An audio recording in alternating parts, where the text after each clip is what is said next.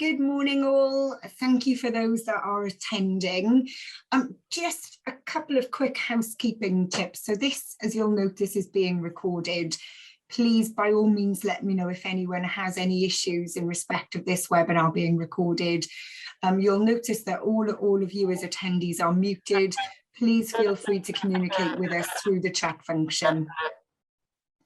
I'm going to ask, there's a little bit of feedback, so I'm going to ask everybody to mute themselves so that we don't have any quality sound issues. There you go, that's wonderful.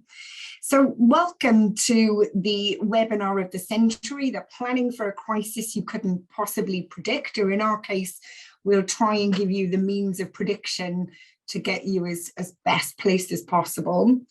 Before we begin, it's a good time to do some introductions. So let me introduce you to our wonderful panelists. We'll start off with Aisha Wardell. Aisha, many of you will know, is a senior partner in our litigation and dispute resolution team. She's also the head of our ARM, Acuity Reputation Management Service, and has an extensive background in reputation management and in, more importantly, reputation protection. We also have Declan Goodwin, who's a senior partner in our commercial and technology team. Declan has an extensive background in-house, advising global and national companies in the realms of data protection, IP, and regulatory governance.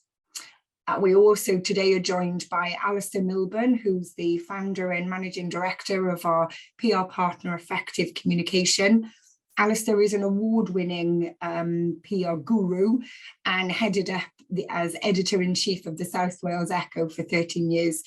As an expert in reputation management, Alistair and his team at Effective Communication specialise very much in pervasive PR. So you are all very well placed by way of experts in the realms of reputation management, crisis management, and all things that we're going to be doing to get you planning and predicting what might happen in light of a crisis. Today's format will be a couple of scenario-based questions, and then as we'll move through these questions, we'll open the floor out towards the end, normally for about 10:45. If you've got any questions you'd like to address our panel, then please, by all means, use the chat function. It is moderated, and we'll do our damnedest to make sure that those questions are posed and addressed as quickly as possible. So we're going to start question one to Declan Goodwin. So Declan, you're very, very used to helping companies in those first few days and beyond. When do lawyers need to step in, and how do these phases usually unfold?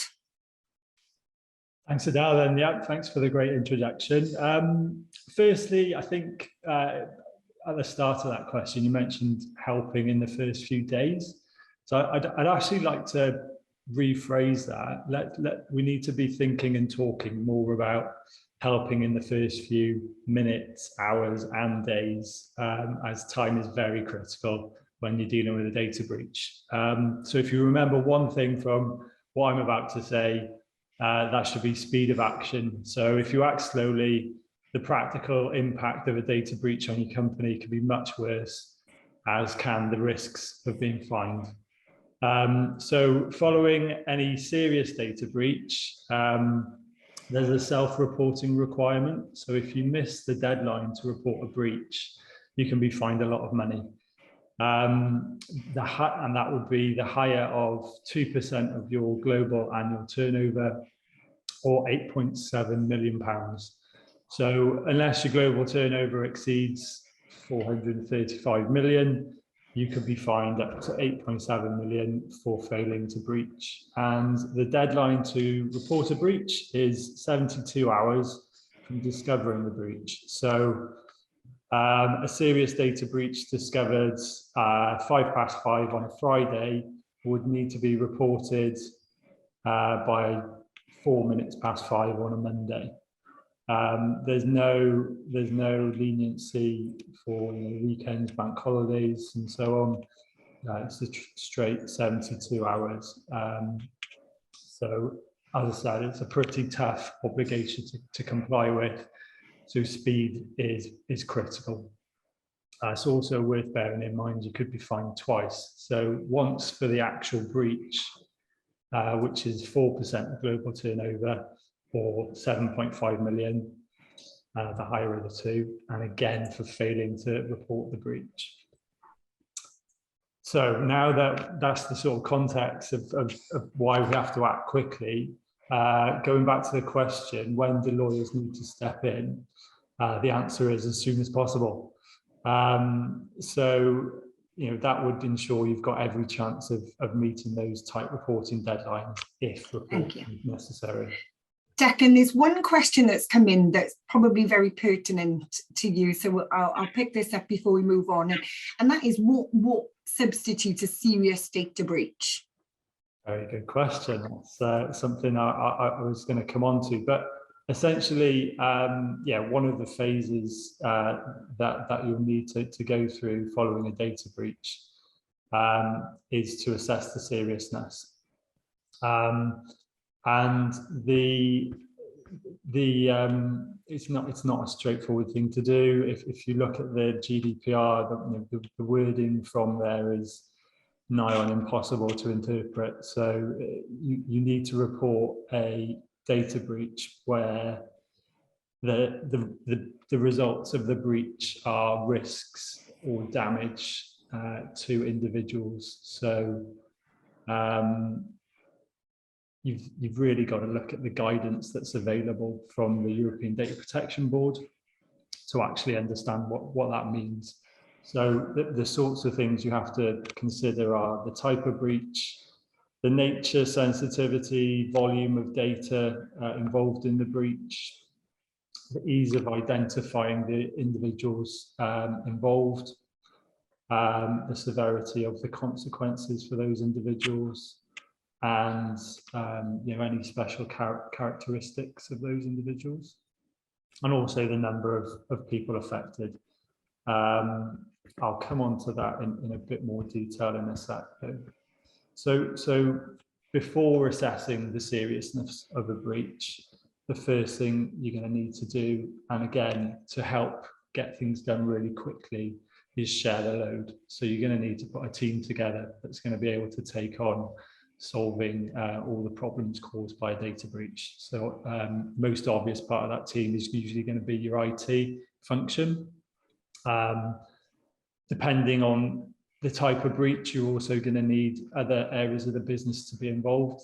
So most breaches would either involve employee personal data, customer or supplier personal data. So you might need HR involved, you might need sales, marketing, operations, depending on your business. But you're definitely going to need legal involved, I would say that. But I do think it's a good idea. And also PR is going to be really important, particularly if you've got a serious data breach that people are going to find out about. Certain data breaches also result in having to actually inform the people involved that their data has been breached. So again, there's another PR angle to that too. So yeah, I think the first thing you're going to need to do, first phase, is identify the breach or locate the breach. So you're going to need your IT for that. You're then going to need to stop the breach. So they're the sort of two most important things. So stopping the breach, generally, again, IT is what you're going to lean on heavily for that one. But other aspects of the business need to be considered as well, because stopping a data breach might involve taking IT systems offline or taking action that impacts the business or its customers. Again, another PR angle to consider there, particularly if customers are going to be heavily impacted. After you've sort of contained the breach, that's really where you can then get into looking at how serious that breach was. So assessing the breach with a view to determining whether or not it needs to be reported to the regulator, which is the ICO, the Information Commissioner's Office. So they're the UK regulator.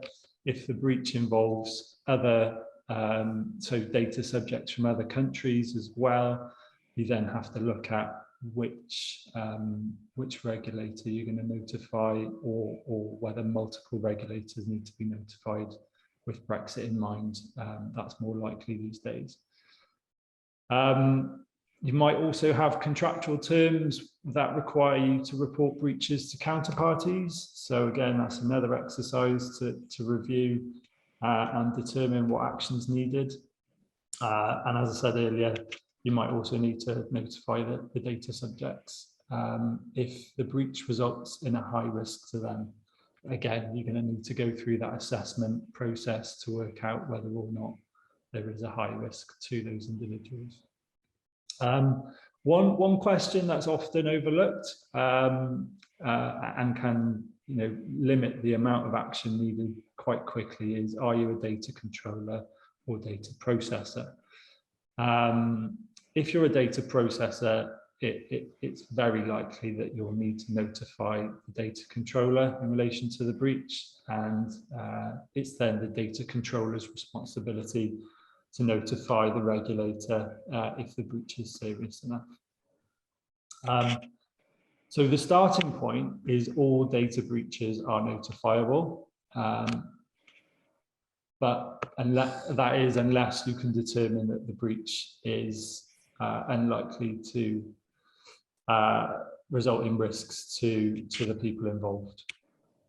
And as I said, guidance on this is really helpful in terms of working out if something is serious. So you first would look at the type of breach. Is it a malicious hacker? Has it been caused by a rogue employee? Was it accidental? Maybe, the classic is leaving a laptop on a train or something like that, or emailing the wrong person, a database containing personal data, or, was it simply down to poor training, poor practice, poor policies? The nature, sensitivity, volume of data, that would be, how many data fields have been compromised. The more data you have about a person, the more serious the breach is going to be. How easy is it to actually identify the people involved? For example, if you lose a database and only have one copy of that database on a single laptop, you're not necessarily going to know whose data was on that database. You might have a good idea, but you won't necessarily be able to 100% confirm who has been affected.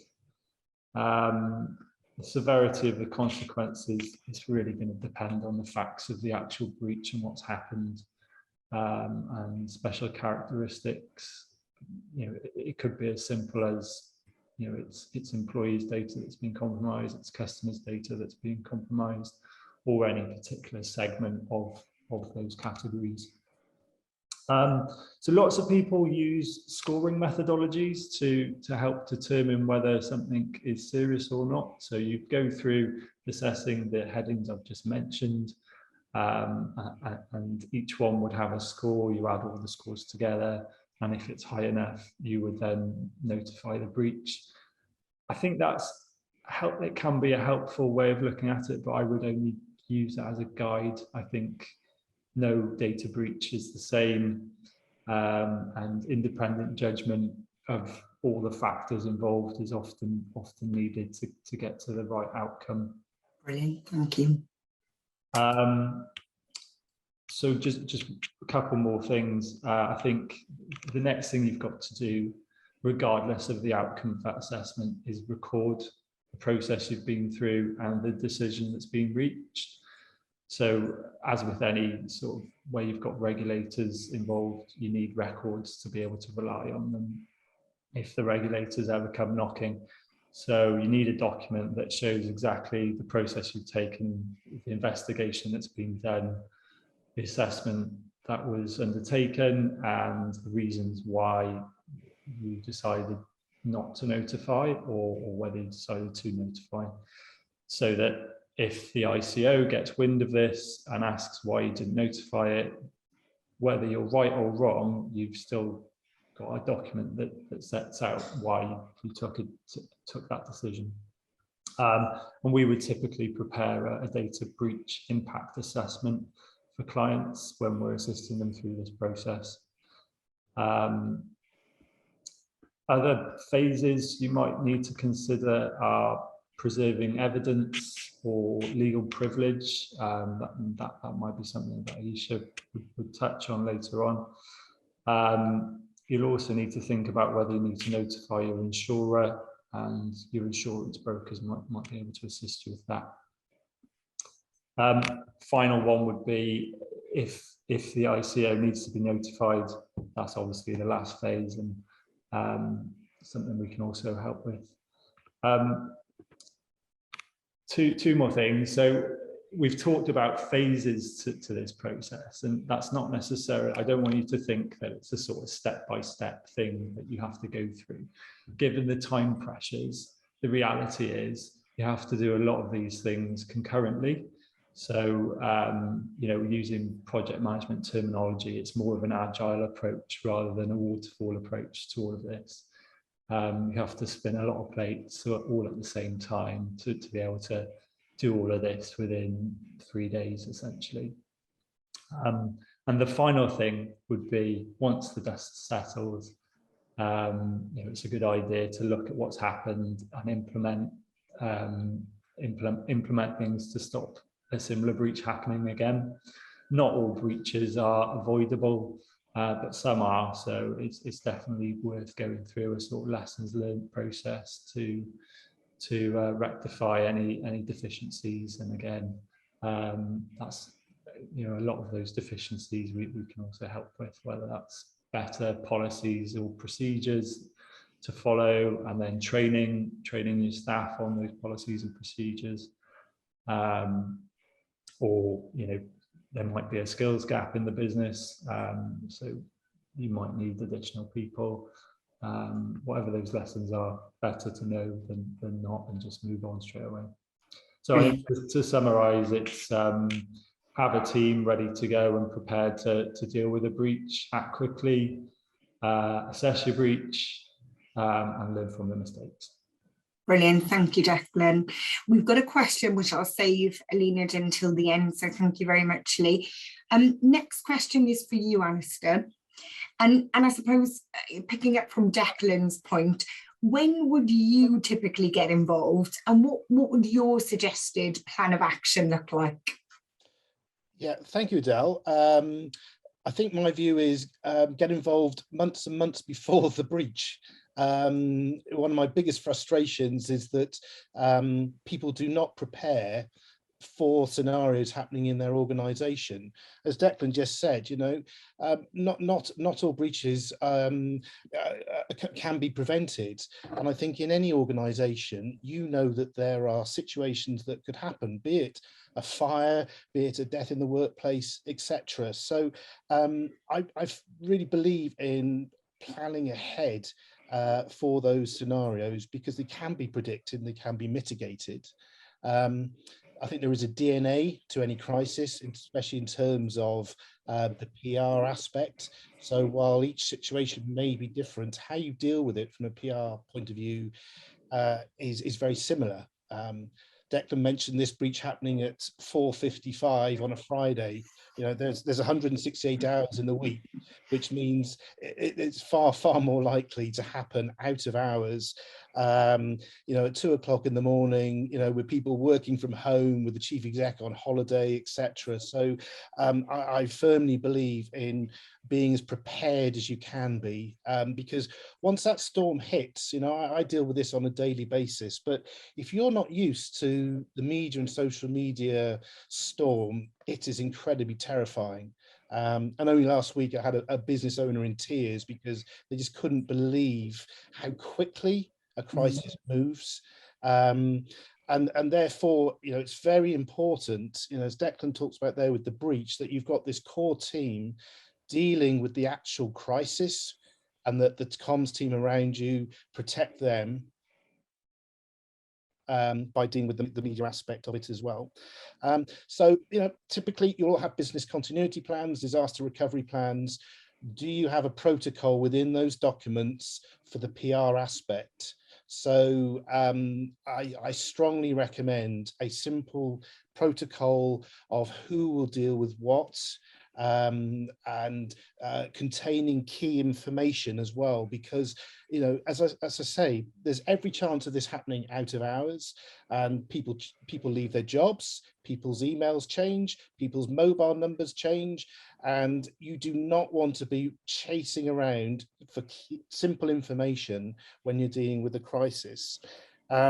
You know, similarly, you know, I'd encourage people to put together information about their key media contacts and who they need to contact as well. So yeah, for that 2 o'clock in the morning scenario, I would strongly recommend prepared statements well in advance.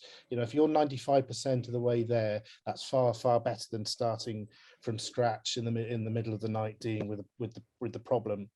So about building relationships with the media, and I think I can't overestimate that, because that does help as crises break.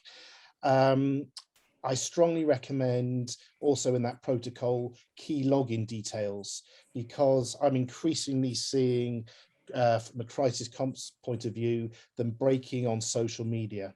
And the media quickly tapping into that. So, you know, it's typical that Johnny might be in Spain on holiday and he's the only one with the logins to the social media, to the website, etc.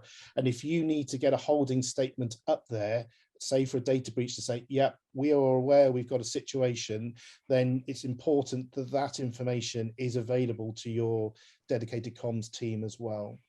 And then in terms of that, you know, I'm a big believer in not being bounced into responding. So having that initial 1-2 paragraph holding statement to say, look, we're on it, we'll comment later, etc., is absolutely fine. And that gives everyone breathing space, and crucially to deal with the crisis itself, because that's the most important thing here for the moment.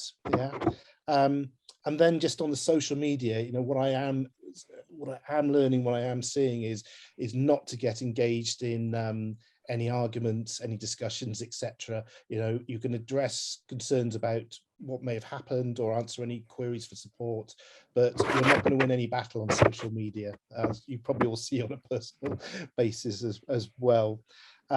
So on the, I would encourage constantly monitoring the media and the social media, correcting anything that is very inaccurate.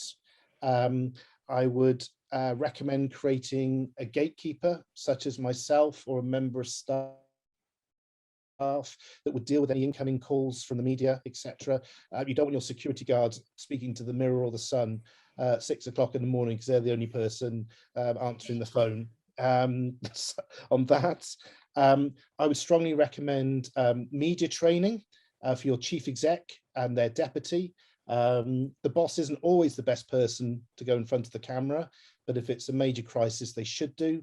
But if they're away, then obviously a deputy needs to be prepared as well. So again, I mean, I just can't emphasize the need for preparation as much as I am. People often say to me, "Oh, I'm not going to say anything."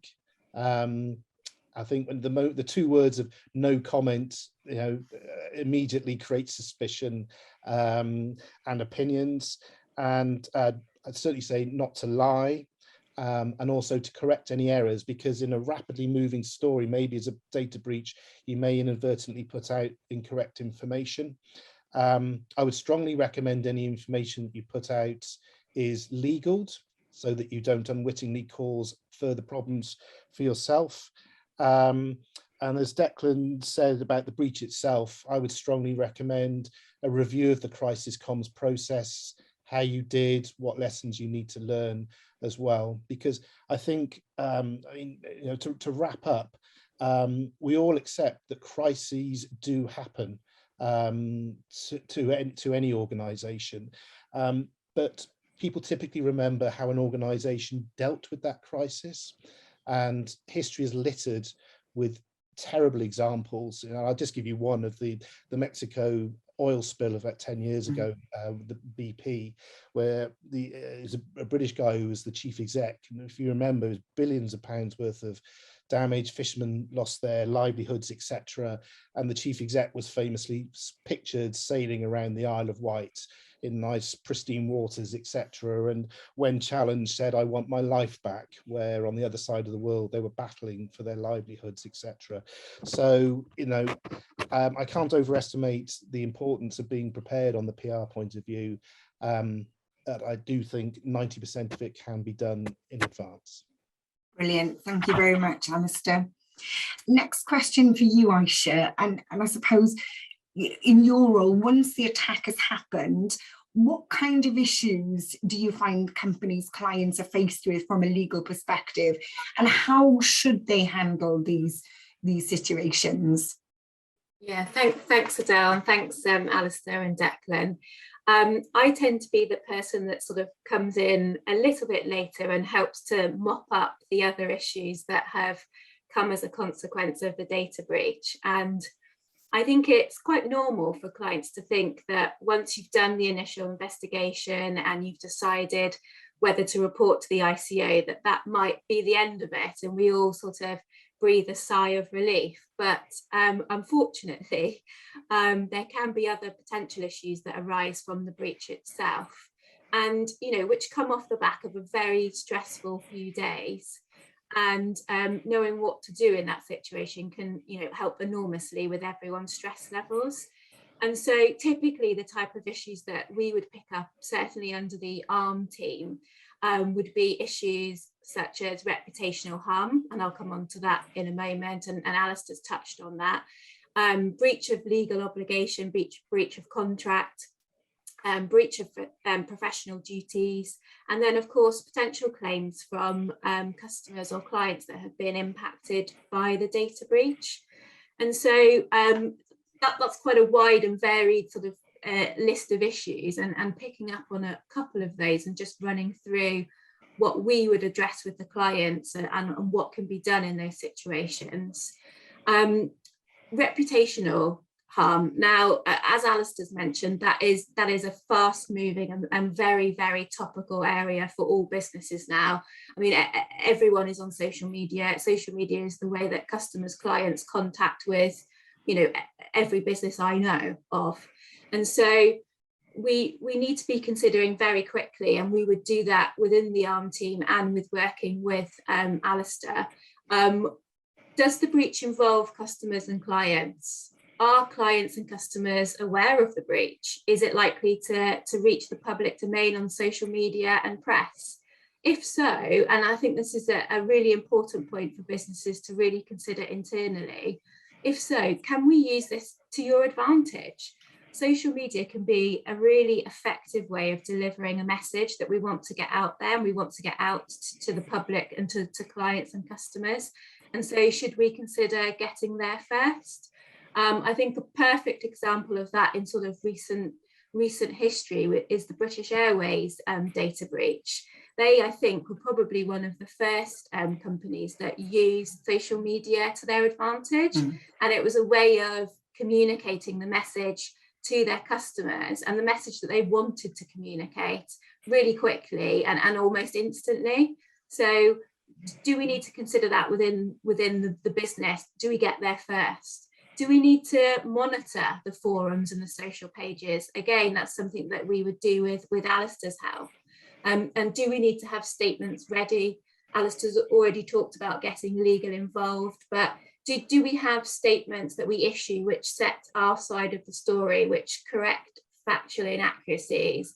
Not necessarily to engage with every specific comment that may be on social media, but to set the record straight in terms of what happened and what we're doing to address that. And so, there's lots of issues to consider as the breach is happening, but what you do in the days following and how you mitigate and contain can have a big impact then on the fallout, on how much that is costing you as a business in terms of time and pure money. Another potential issue that arises very frequently is a breach of legal obligation or a breach of contract. Declan touched on that briefly in terms of his stages, but often businesses will have obligations to counterparties, to third parties, And often a data breach might involve data that we've received that we're processing on behalf of third parties. So, you know, do we have an obligation to notify third parties? Is there a time frame to notify third parties? Do we need to do a contract review now as it's happening, or have we already done that contract review? Do we already have a log within the organisation of the obligations that we hold to third parties? Could there be a claim against us if we don't notify third parties within a certain time period? And how do we mitigate that? And then another very common claim is potential claims for compensation from the clients and the customers that are impacted by the breach. And that can happen depending on the size of the breach and who that has affected. That can happen quite quickly. And again, the business needs a strategy and a way of dealing with those. Are we going to be quite defensive and defend and say there's been no loss and it's been contained and therefore we don't need to pay compensation and we're not considering compensation? Do we have a more conciliatory view with our clients and customers, so that does that fit within our social responsibility and our client care policy as a business? Do we look to try and settle with those individuals and include confidentiality provisions? So it's all about assessing what our obligations are, what message we want to send across as a business, and how we then contain that, and more importantly, mitigate the cost and time that dealing with all these consequential claims that arise out of a breach, or in fact any crisis situation, because a lot of these legal issues can come out of many similar crisis situations. And, you know, of course, we can deal with these things for clients as they're happening or shortly after, and it can be done at speed, and we will have a focus on limiting and mitigating that loss for the client. But really, I think we're all singing from the same hymn sheet here. Really, the plan needs to be put in place before the crisis has happened. And if we're able to do that, the cost and time that might be involved in dealing with this is significantly reduced. And, you know, it might sound to clients on this webinar, it might sound as if this is an enormous task and a little bit sort of overwhelming, but actually the audit or the plan that can be put in place can really be tailored to the risk areas for a client. There'll be different risk areas depending on the business, depending on the client base, depending on how you're using it and processing and controlling data. And so it can be tailored to the business and to the size of the business. And so it can be done in very easy sort of bite-sized chunks in terms of putting together this crisis plan. And to finish off, what I would want to see in a crisis plan would be which departments within the company need to get involved, selling, marketing, IT. When does it become a board issue? So when do you need sign off from your board or your CEO to do something? Do you need his sign off to issue a statement? Do you need his sign off to deal with compensation claims? When do you need to get external advisors involved, and who are they? Lawyers, PR, IT specialists? Do you have that in-house? Do you need Acuity? Do you need effective comms? What's our policy on social media? Do we have prepared statements? Have we been to Alistair and prepared that statement that we can use and just adapt very quickly should we need it, to extinguish the fast moving negative impacts that a crisis can have? What's our customer care policy? How do we want to communicate with customers? Can we communicate with customers quickly? One issue that I've had previously is that a client needed to contact several thousands of customers within a couple of hours, and their IT system only allowed them to email out to a couple of hundred customers at a time. So that meant that needing to get a message out to customers really quickly was quite difficult. It had to be done in tranches and in batches, and actually that was an IT issue that then needed to be looked at. Do we need to do a review of all of our contracts now and keep a log of the third-party obligations that we have, so that if a breach occurs, we know who we're contacting, and we can get hold of them quickly and do what we need to do under the contractual obligations that we may have. So that's a very sort of whistle-stop tour of some of the legal issues that we might be dealing with post-breach, and how we would help you deal with that, and how as an organisation you could deal with that as quickly and as effectively as possible. Thank you, Aisha. And I suppose a question to the panel at large is, we talk a lot about preparedness, and we talk about planning and getting things in place ahead of the often scary situation that is a crisis. But I suppose, what would you collectively say are the key lessons learned by clients in this situation? And we'll given that the mic is yours currently, Aisha, we'll start with you if we may. I would say speed of response, obviously, and that ties into knowing how to respond and who's going to respond and having a plan. Transparency and openness, and I think we've touched on this briefly, that we cannot, you cannot stop a crisis happening. It is part of the business world, particularly with data, social media, with the way we use technology. It's going to happen, but it's about being transparent and open about what has happened, how you're dealing with it, how you've learned from that. And I do find, yes, you're always going to have the trolls that have something to say. You're never going to be able to do the right thing for everyone. But actually, generally speaking, the general population, I think, more and more appreciate they're holding your hands up and saying, this has happened, this is how we've dealt with it really professionally, really quickly, and this is what we're going to do, lessons learned. And people forgive and forget, but they don't forgive and forget lies or attempts to cover it up or delays in dealing with it. So I would say, yes, speed of response and transparency and openness. Brilliant, thank you, Aisha. Jacqueline, what about you? Again, what lessons learned do you find that clients will often reflect upon in the event of a crisis situation?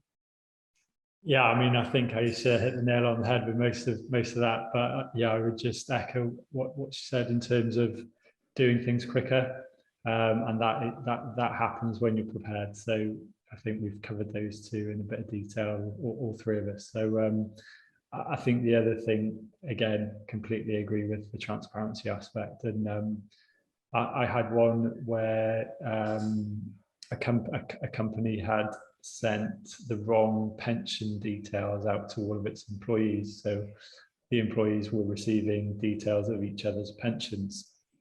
They realised pretty quickly, and by being transparent, open and honest with the employees, I think other than in maybe a handful of cases, they were able to just tell the employees to post the documents back unopened, and that solved things. That meant it was it was very low on that level of seriousness. No notification was required, and that was achieved through being transparent, open, and honest about the breach and bringing it to an end pretty quickly. It could have gone very differently if they tried to brush it under the carpet. Not only would there have been a data breach to a large number of employees, they would have had probably disgruntled employees, because you can probably work out salary information and all sorts from people's pensions. So yeah, I mean, lessons learned, I'm going to sound like a broken record, but it is being prepared, having appropriate training. Most data protection problems can be solved through the correct training, having the right skills, but also knowing who to reach out to for additional expertise. Brilliant, thank you, Jacqueline. And Alistair, I suppose, given that this is, your kind of view from a PR perspective, what would you say is often the key lesson learned when clients are talking to you about, things that have happened post a crisis? Yeah, I mean, post, I think we'll all sound like a scratch record, I guess. I think just to reiterate, talk about transparency, I have a phrase, do the right thing.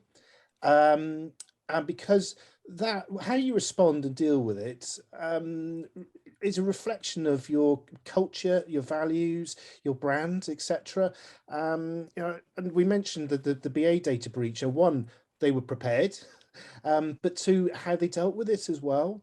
Unlike our friends, shall we say, at P&O Ferries, who, whether there was a comms plan or not, I do not know to this day, or whether it was the arrogance of an organisation that either put their head in the sand and thought it would go away, which is never going to happen, by the way, or, you know, just bring it on, we'll deal with whatever happens. And I think P&O Ferries is read up on that, and that is the perfect textbook on how not to do it. Yeah, and I think, you know, the reality there is that that has indelibly damaged their reputation and could have been very easily kind of avoided and dealt with differently had there only been, you know, some better controls perhaps in place. Well, thank you all. As promised, we'll open the chat for some questions from the attendees.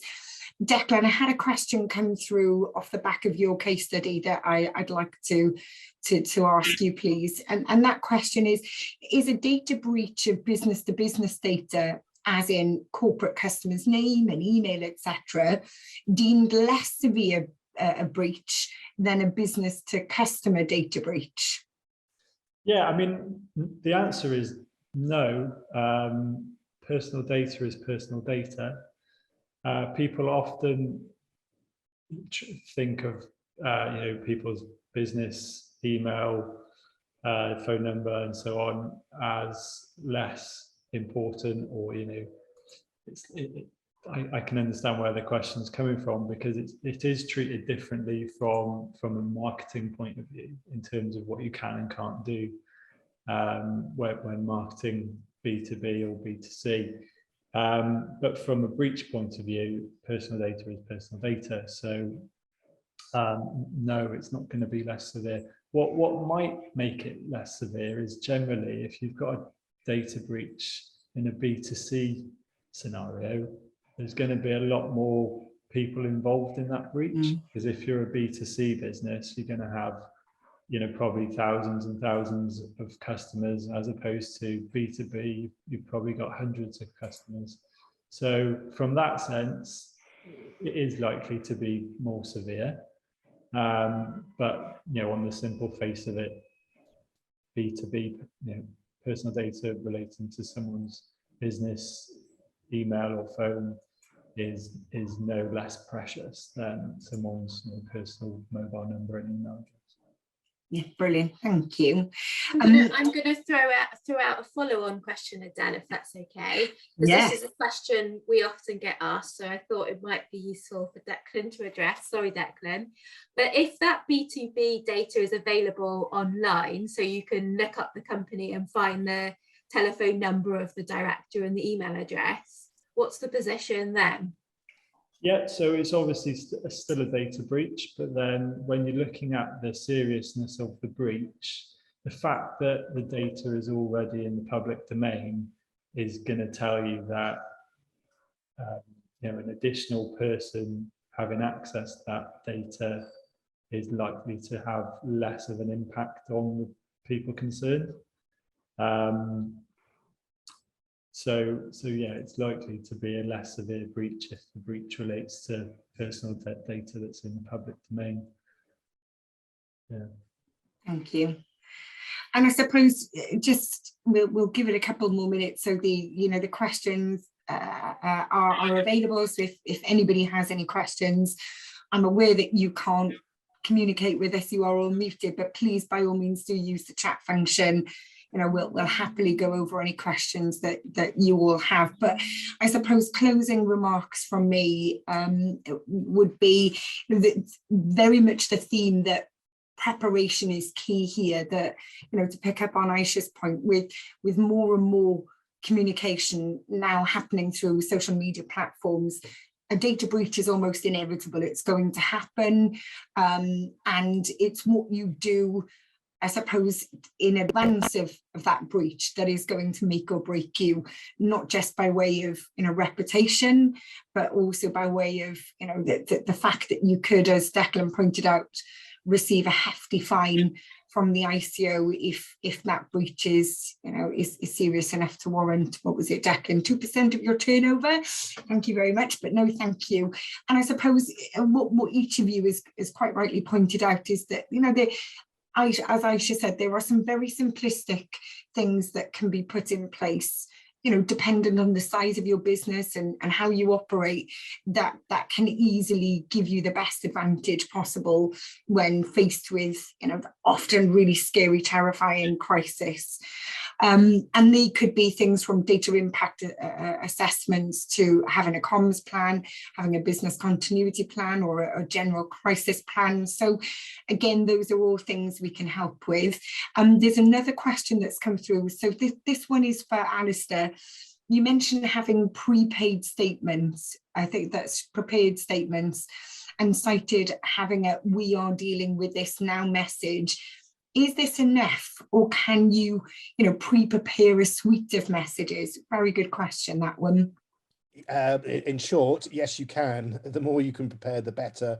I have a client, I think they have 40 holding statements for different scenarios in a big organization. So yes, it's what is the holding statement, and then what could the full statement look like? Obviously, the scenario may change, etc. But yeah, I can't emphasize it enough that the more you have in your back pocket, the easier it is to focus on the crisis in hand and in time, the media, Yeah.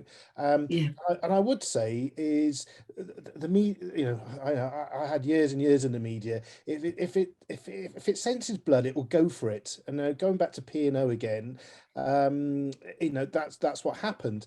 And actually, if there's no blood to be there and it's being dealt with extremely well, the media actually move on extremely quickly, and then you'll wake up in a few days' time and think, well, what was all that about? From a PR perspective. So so in terms of that response and having good, transparent, honest response, then absolutely, and that just helps the process move on. Yeah, and as a follow-on, just very quickly, Alistair, who might be responsible for preparing these statements? So if any of our attendees now are thinking, well, I might want to start getting some of these things in place, who ordinarily might be best placed to start working on these statements or suite of statements as was suggested? Well, I'd say effective communication. Nice plug.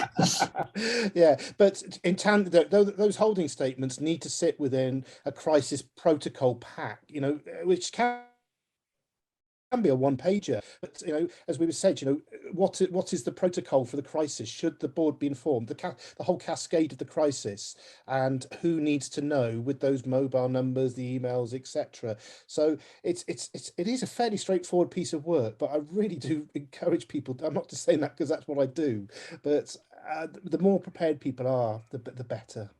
Amazing, thank you. Sorry, Aisha, back to you. No, I was just going to make two comments following on what Alistair was saying. One was probably doing a disservice to journalists, but I do find, and I don't know if you agree with me, Alistair, that sometimes the story is run to see what reaction there is, and then the stories follow from the reaction. So as you say, in terms of moving on, if you've managed to have the right reaction, they move on pretty quickly. But it's the rush reaction. Yeah, I mean, bear in mind, you are the experts in what you do. The journalist is working, on a car crash in the morning, traffic jam on the M4, a fatal fire in the afternoon. They're not the experts. So you can fill that space. And actually, there's nothing wrong with having those conversations. If you've got a trusted relationship with key journalists in your sector, I don't encourage everyone to go off the record, because that's very dangerous. But I do a lot of off the record briefings with reporters who don't fully understand the subject matter, and that builds relationships and confidence in how you're dealing with it as well. So yeah, that's a big frustration for lawyers. Whenever we speak to journalists, sometimes they don't understand the topic that's being discussed in the article, and it can be a real frustrating conversation. And I tell you what, when I was an editor, the very good companies came to see me before a big announcement, be it a factory closure. You know, I recall a factory closure in the Valleys making chicken pies, and they closed with a loss of 200 jobs. And they took the factory to Poland because people, Iceland or whoever, wanted to have chicken pies at £1 each. That factory could not produce pies at £1 each in the Valleys. They could in Poland. And that was the end of the story. Everyone goes, oh, we get that.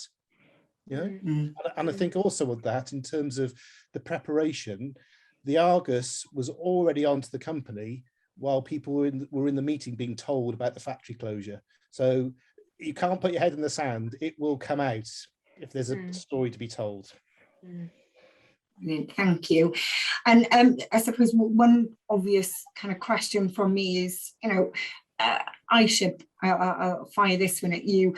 For anyone listening, for anyone sat now wondering, now some of these things perhaps I don't have in place, I really perhaps should have in place, what might the next steps look like? How would we set about getting some of the things mentioned in place?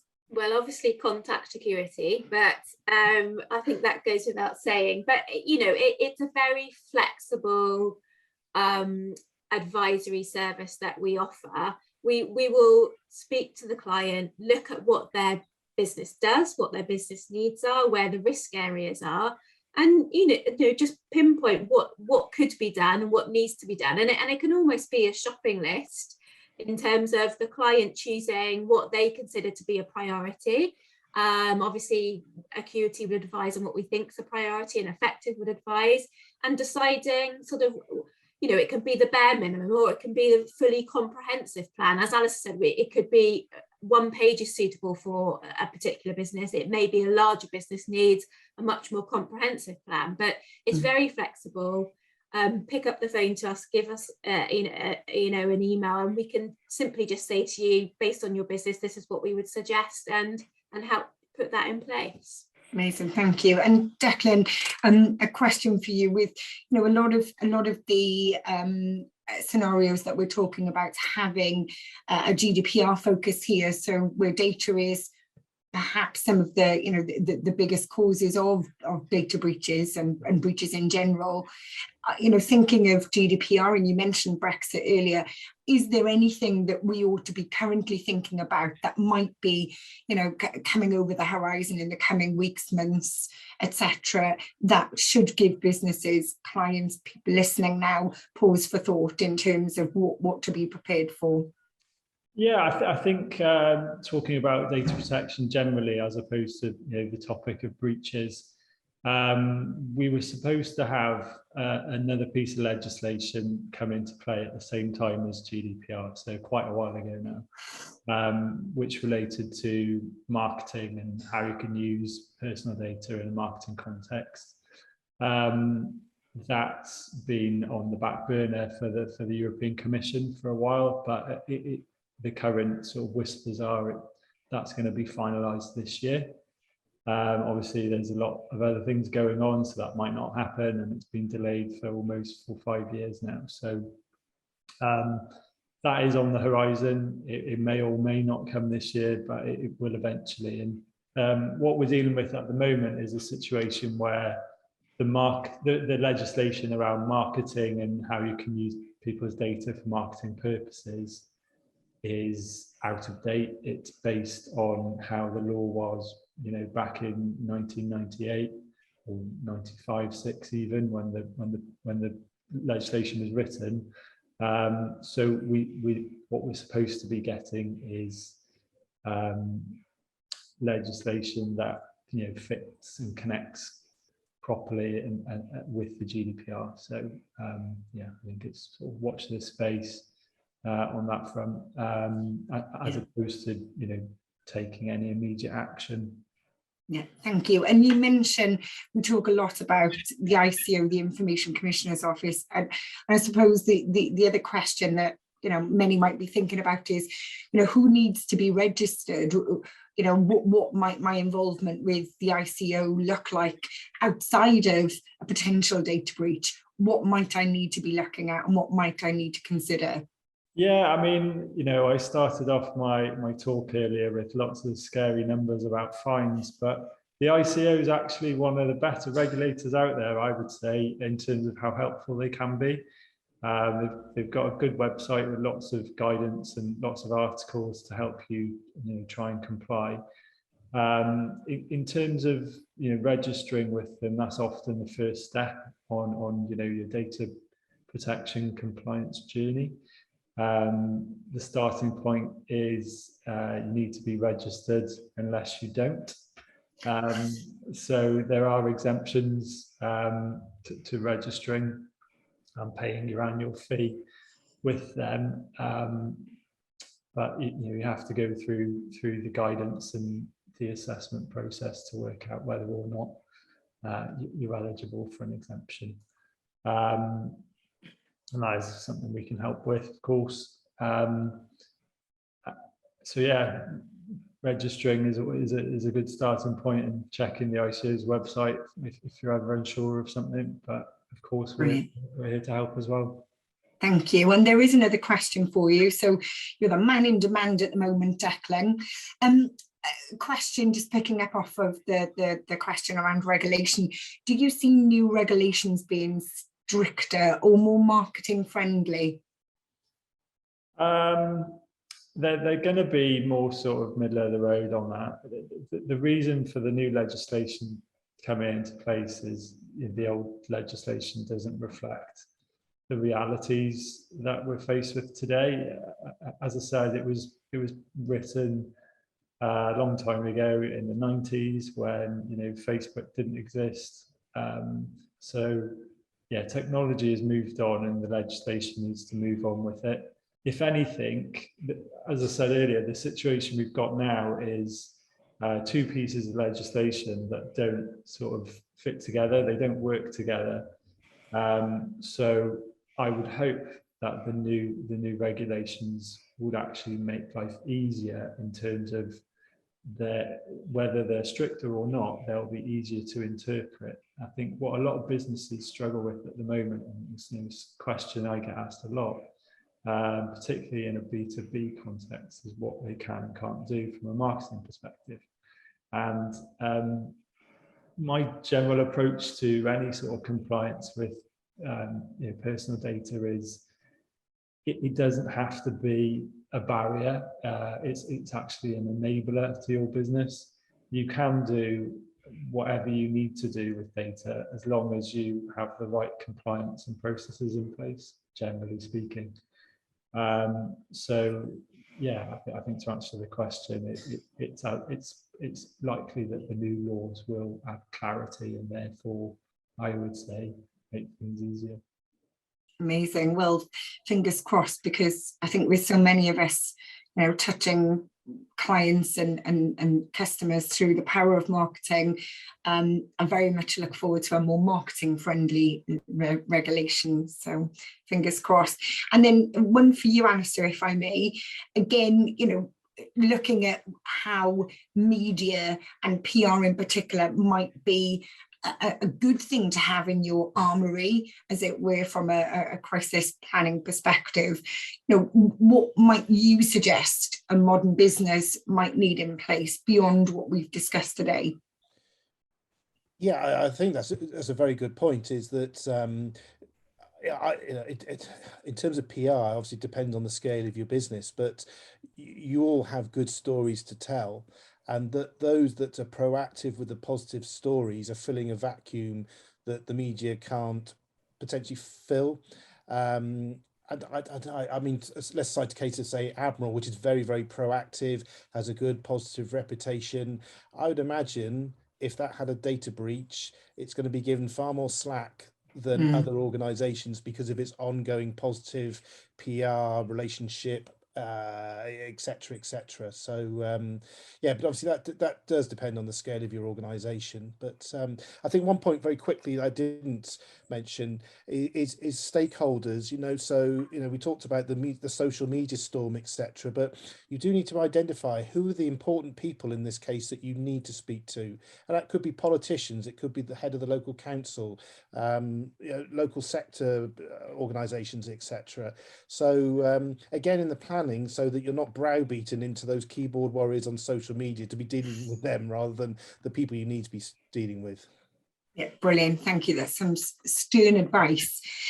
Well, that brings us to the conclusion of what we hope has been a really insightful, laid back, but hopefully thought-provoking kind of look at how you can possibly get a handle on what will undoubtedly be, for many, I'm sure, an incredibly scary situation when faced with a data breach or indeed a crisis of any description. My personal thanks to all of the panelists for joining today. Please, if there are any follow-on questions, if anybody wants more information on any of the things that we've covered in today's webinar, then by all means reach out. Although they're experts, they're not particularly terrifying in any way, shape or form. They don't bite unless asked politely. So by all means, reach out. You'll notice in good old marketing form, our collective telephone numbers and contact information are on the screens behind us. So by all means, reach out. But on behalf of Acuity, Aisha, Declan and Alistair from Effective, thank you ever so much. Thank you all for attending. Have a good rest of the day. And we look forward to seeing you soon. Thank you.